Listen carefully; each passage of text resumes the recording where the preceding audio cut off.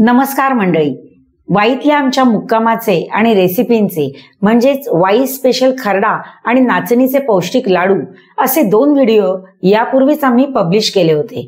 ते तुम्ही पाहिले असतीलच आणि अजून पाहिले नसतील तर डिस्क्रिप्शन बॉक्समध्ये लिंक दिली आहे, नक्की पहा. आजचा व्हिडिओ भटकंती स्पेशल आहे. वाईच्या आसपासची कोणकोणती ठिकाणं आम्ही पाहिली आणि तिथे काय काय खादाडी केली ते सगळं तुम्ही पाहणार आहात. त्यामुळेच व्हिडिओ शेवटपर्यंत बघा आणि विमीज खाद्ययात्रा हे आमचं चॅनल अजून सबस्क्राईब केलं नसेल तर पटकन सबस्क्राईब करून टाका.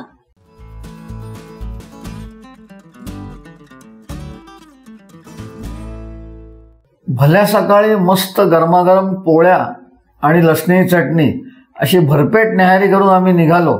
एक गाडीच ठरवली होती, ती होती श्रीयुत निखिल चव्हाण यांची.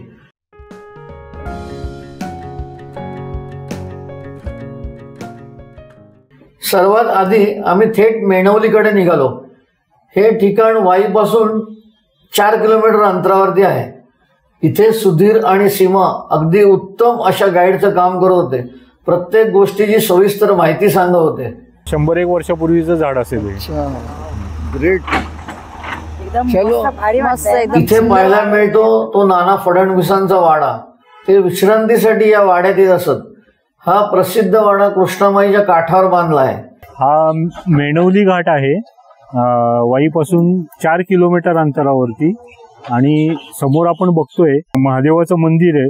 नाना फडणवीसांचा वाडा ह्या साईडला येतो. इकडं आपण पूर्वी त्यांनी सगळे असे जे घाट बांधलेत मेणवली आणखीन वाईमध्ये सुद्धा दगडी घाट, त्यांचे सगळं दगडी बांधकाम आहे. ते घाट अजूनही आहेत चांगल्या स्थितीमध्ये. आपला हा चंद्राकृती घाट बघायला मिळतो आपल्याला. हा चंद्राकृती त्याचा आकार आहे, त्यामुळे त्याला चंद्राकृती घाट म्हणतात मेणवलीचा हा. आणि इथे आम्हाला घाटावरती एक अवाढव्य घंटा बघायला मिळाली. त्या घंटेचं ऐतिहासिक महत्व आम्हाला सुधीरने सांगितलंय. ही पंचधातूची घंटा आहे. ही बाजीराव पेशव्यांचे भाऊ चिमाजी आप्पा पेशवे यांनी वसईचा किल्ला जेव्हा जिंकला त्याचं विजयाचं प्रतीक म्हणून त्यांनी ही घंटा त्या किल्ल्यातनं काढून इकडे आणून बसवलेली. त्याच्यावर मदर मेरीचं चित्र आहे. 1707 सालचं हे बनवलेली घंटा, त्याचं चाललेलं आणि पोर्तुगीज भाषेमध्ये मजकूर आहे. काय मुळातच वाई हे शूटिंगसाठी प्रसिद्ध आहे. मोठमोठ्या बॅनर्सच्या चित्रपटांची इथे चित्रीकरण झाली आहेत. आपलं पिक्चर आहे ना मृत्यूदंड, त्याचं शूटिंग इथं झालेलं आहे. आणि शेवटचा जो शॉट होता मोहन जोशीला मारती इथं पाण्यामध्ये, तेव्हा ती या पायऱ्यांवरनं आलेली दाखवली पळत अशी. आणि पूर्ण मोहन जोशी इथं जाऊन पाण्यात हे होतं, तिथं जाऊन त्याला ती शेवटचा शॉट दाखवलेला असे मारते ते ह्या पाण्यामध्ये घाटावरती. आणि पूर्ण या पायऱ्यांवर सगळं ते शेवट शूटिंग घेतलं. तर आता केसरचं शूटिंग चालू आहे इथं.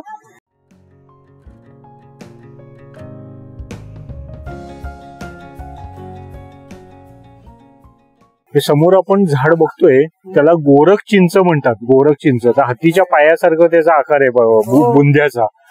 छोट्या नाही, ही छोट्या प्रकारची नुसती चिंच आहे. ती खात नाही शक्यतो. हे खाण्याची नशी नाहीये, पण खूप शेकडो वर्षापूर्वीचं झाड आहे. वय सांगता येणार नाही, पण शेकडो वर्षापूर्वीच आहे. आपण पुढे जाऊया. आणि मग हळूहळू तिकडनं आम्ही काढता पाय घेतला आणि आमचा मोर्चा वळवला धोम गावाकडे. तिथलं पुरातन नृसिंह मंदिर आणि धरण बघायला.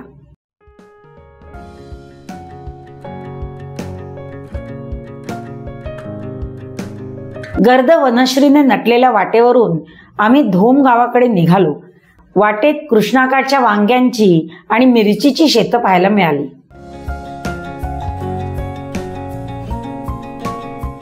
आता आपण शिरतोय धोम गावात, जे बऱ्याच कारणांकरता प्रसिद्ध आहे.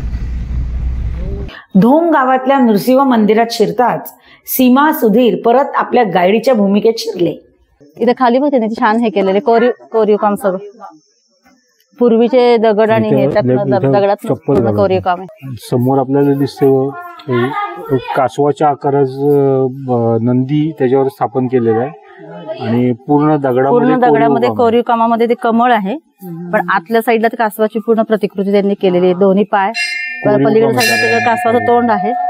आपण त्या साईडने जाऊन बघू. हा, इथे कासवाचं तोंड आलेलं आहे. 2 पाय, मागचे 2 पाय. आणि समोर तिकडं पलीकडे शंकराचं देऊळ आहे. आणि हे जे दिसते ते इकडं नरसिंहाचं देऊळ आहे.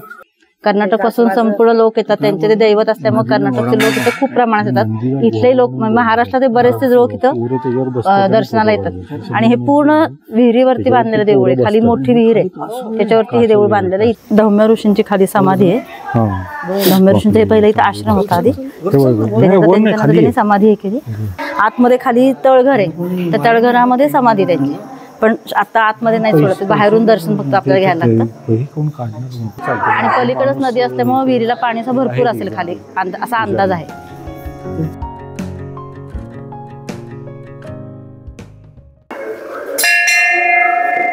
पायऱ्या दिसून येत नाहीत बाहेरनं बघताना, म्हणून गुप्त असं त्यांनी पायऱ्यांचं हे ठेवलेले. खरंच किती छान आणि विस्तृत माहिती दिली दोघांनी, पण ती सगळीच माहिती इथं देणं शक्य नव्हतं, त्यामुळे आम्ही काही निवडक माहिती तुम्हाला दिली. अशा प्रकारे मंदिरात दर्शन तर छान झालं. त्यानंतर धोम धरण आणि परिसराचं गाडीतून दर्शन घेतलं. धरणाची भिंत धोम धरणाची, आणि हे पूर्ण धरण मातीचे, ही पूर्ण धरणाची भिंत आहे एका साईडची. त्या पलीकडे बॅकवॉटरच्या दिशेला आम्हाला जायचं होतं, ते पण आत्ता तिथे नुकताच बांधलेल्या नवीन ब्रिज वरून तिथून काय विलोभनीय दृश्य दिसत होतं. हा धरणाचे दरवाजे आहेत. आता सध्या पाणी नाही, उन्हाळा चालू आहे. पलीकडच्या साईडला धरण आहे, धोम धरण, आणि एकदा पाऊस भरपूर सुरू झाला वरती महाबळेश्वरला की मग पाणी सोडतात. आणि आता हे संपूर्ण आता हे रिकामध्ये तिथं खूप पाणी असतं. इतकं ते दरवाजे उघडले की पूर्ण पाण्याचे असे सगळे फवारे आपल्या अंगावरती, इतकं सुंदर वाटतं. आणि हा जो डोंगर दिसतो जवळजवळ आपण महाबळेश्वरचं तिकडं, इथून पलीकडे गेलं की महाबळेश्वरचं चालू होतं पॉइंट.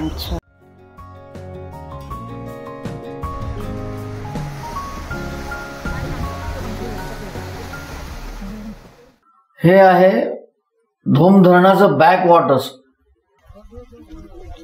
भगवा डौलाने फडकतोय.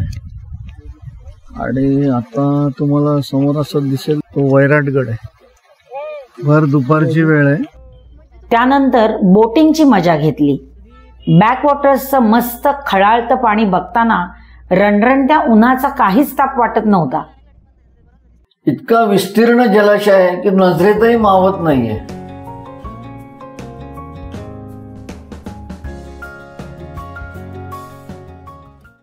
नवरा नवरीचा डोंगर ते बघ समोर, हा इकडे.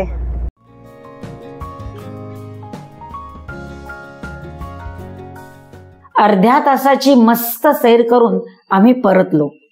एव्हाना पोटात कावळे मंद स्वरात कोकलायला लागले होते आणि किनाऱ्यावर आम्हाला दिसला गोळेवाला गणराज आईस गोळा.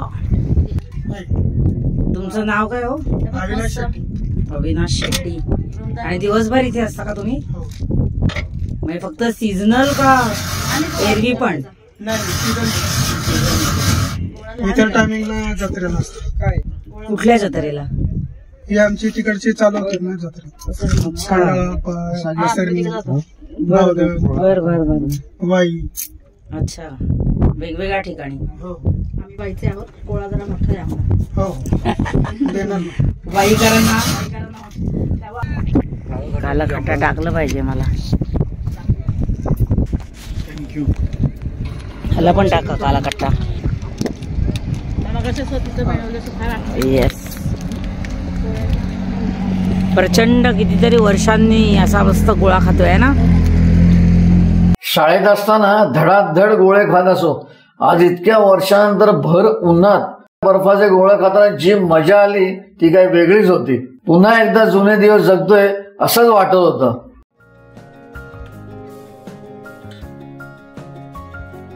आता पुढचं ठिकाण कोणतं, तर याचा विचार करता करता निखिल चव्हाण साहेबांनी त्यांच्या शेतात जायचा प्रस्ताव ठेवला आणि गाडी त्या दिशेला वळवली सुद्धा. आधी आम्हाला वाटलं उगीच आपलं छोटंसं शेत असेल, पण प्रत्यक्ष तिथे गेलो आणि चालायला सुरुवात केली तेव्हा लक्षात आलं की त्यांची शेतजमीन संपतच नाहीये. हा हा, मस्त एकदम गार वारा येते, एकदम ऊन जाणवतच नाही अजिबात. छान मस्त गार. शेतामध्ये आलोय, छान काळी माती एकदम मस्त. वाव, त्यांची तर पेरणी होईल, तर सोयाबीन वगैरे पेरतील ते. हो का? आता पावसाच्या आधी. आता आपण शेतात आलोय. त्यांचं नाव निखिल चव्हाण. त्यांचं पसरलेलं हे त्यांचं शेत आहे. त्यांचं राहतात वाईमध्ये, आमच्या इथं बिल्डिंग मध्ये. बरेच दिवसापासून आमचा होता तुमच्या शेतात आम्हाला घेऊन चला. तो आज योग आला शेतामध्ये यायचा. तर चिंचेचे वगैरे भरपूर झालेत. मला एक चिंचेचं बुटुक पण सापडले छानपैकी. आहा आहा मस्त, क्या बात आहे. चिंच खा, चिंच खा.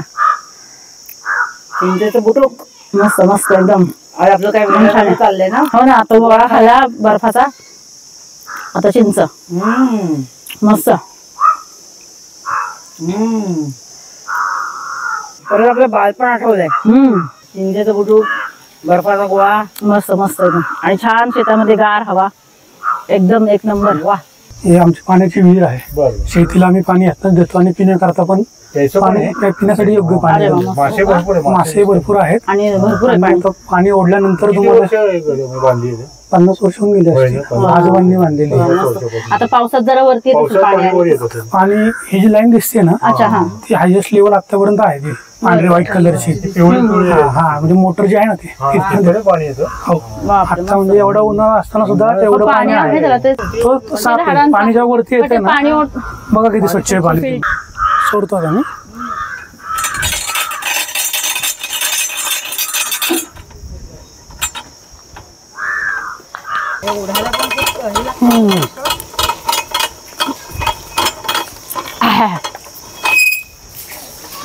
बघा किती स्वच्छ आहे. मस्त एकदम. तांबे तर मच्छे. पाणी आम्ही पिऊन बघतो. पाणी म्हणजे अक्षरशः अमृतच वाटलं. थंड, गार आणि चवदार. हे नांगरलेलं आता आपलं इथून नांगरलं आता पुढच्या बाजूला त्याचे, हे काकांचे. गहू, ज्वारी, सोयाबीन म्हणजे सर्व फळभाज्या वगैरे सर्व. भाज्या सर्व सीझन प्रमाणे. आता हे झालं तर सोयाबीन लावणार. हो, 10 पोत्यावर निघतात आम्हाला. आणि इथे पावसाचा प्रॉब्लेम नाहीये ना. काही नाही. या आता सोयाबीन झाल्यावर पुन्हा इथे काय वेगळं शाळू, गहू आलटून पुढे जाता येणार नाही बहुतेक. आता काय नांगरले ना, आता हे साईडने जाता येईल. ट्रॅक्टरने करतात आता. ट्रॅक्टरनेच. पिवळा खांब तर दिसतो ना, म्हणजे लाईटचा खांब दिसतोय वगैरे, तो तिथपर्यंत आपलं क्षेत्र सर्व. अरे मस्त. हे झाडे जिथे लावलीत आता इथे आंबे आहेत खाली. हे एवढं खाली खोल हे करतात. हा, हे नांगरणी असते. बापरे, ढेकळ म्हणा केवढे मोठे मोठे. बघ ना, असं वाटतं की याच्यात पेरणी करायची. नाही आता हे करणार म्हणून त्याला परत प्लेन करणार. प्लेन करते, रोटरणार. पेरणीच्या अगोदर अजून 2-3 प्रक्रिया आहेत. 3 कैऱ्यात. आणि ह्याची कैरी चांगली आहे का ही? हा, एक नंबर आहे. म्हणजे अजून मोठा होणार आहे आंबा. हा नाही, अजून मोठा होणार. आता याला काढणार आपण, पिकायला ठेवणार. हा केशर आहे. केशर आंबा. कमी आंबे आले मागच्या वर्षी. आपल्याला 70 आंबे मिळाले होते. 1 वर्ष कमी असतात. 1 वर्ष कमी. आता पुढच्या वर्षी जास्त येतील. तर ह्या झाडाला आंबे लागले. हा हापूस आहे पुढचा. अजून सुरुवात झाली नाहीये प्रॉपर. आता कसं आहे, हे कोकणातले कलम आहेत सर्व. तर इकडे जरा तो आंबा उशिरा पकडतो आपल्या भागामध्ये. आपल्या इकडचं वातावरण ते असल्यामुळे उशिरा. पावसाचं प्रमाण. हे केशरचं कलम म्हणजे हे जाती आंब्याच्या. केशर, हापूस. हा केशर जास्त गोड असतो. साखरेसारखं. परवा बघितलं काहीतरी वेगळं क्रम आहे. ते बजरंग असं काहीतरी नाव आहे. त्यालाही छान आंबे येतात. नारळाची फुलं लावलीत. 6 लावली होती पण त्यातली 4 खराब झाली. 10 फुट अंतर ठेवायचं आणि लावून टाकायचं. एक आंब्याचं झाड लावलं कलम किती वर्ष त्याला? हे 4 वर्ष झालं. 4 वर्षामध्ये कलम धरलं.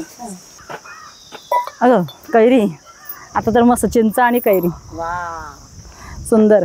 असं आता मस्त मीठ वगैरे लावून, तिखट मीठ लावून कैरी खाल्ली पाहिजे.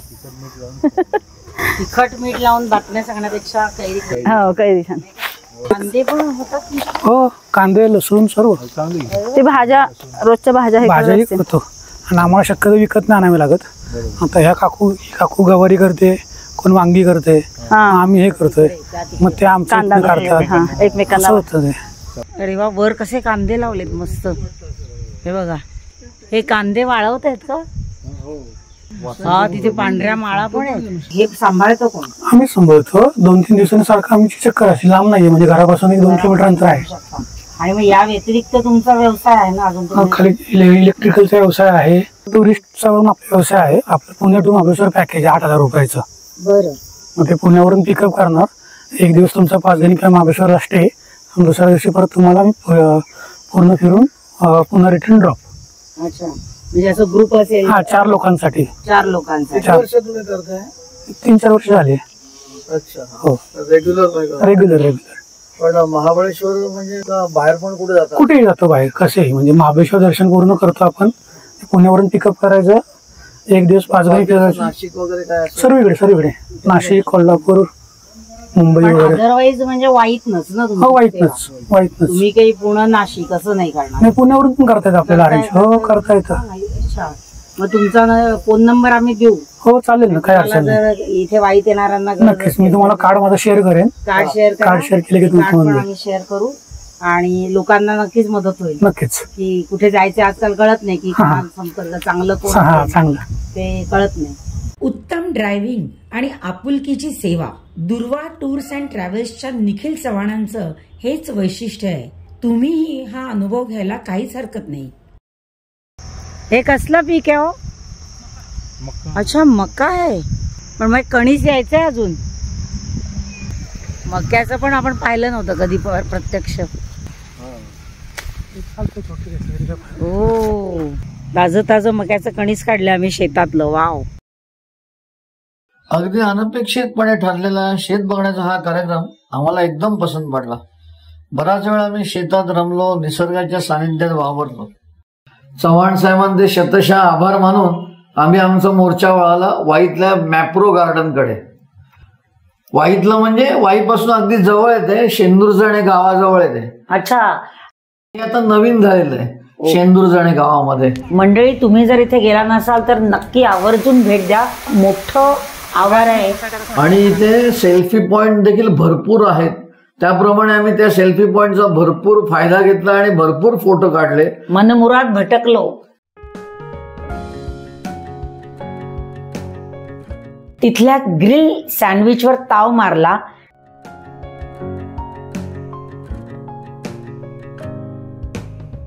मँगो क्रीम विथ आईस्क्रीमने त्यावर कळस चढवला. आईस्क्रीम आता हे टेस्ट करणार आहेत 2 जणी आणि उरलं तर आम्हाला मिळणार. आता मात्र पाय भुलायला लागले होते. म्हणाले चला घराकडे. खूपच तुम्ही दिवसभर भटकंती केली. त्याप्रमाणे आम्ही चव्हाण साहेबांना सांगून आमची गाडी परत घराकडे वळवली. चलो गंगापूर. एकंदरीतच त्या दिवशीच्या जरा हटके अशा भटकंतीत खूपच धमाल आली. तुम्हाला ही भटकंती कशी वाटली कमेंटमध्ये सांगा. आणि दुसऱ्या दिवशी आम्ही वाईतच थांबलो की नाही ते बघा पुढच्या व्हिडिओ. बाय.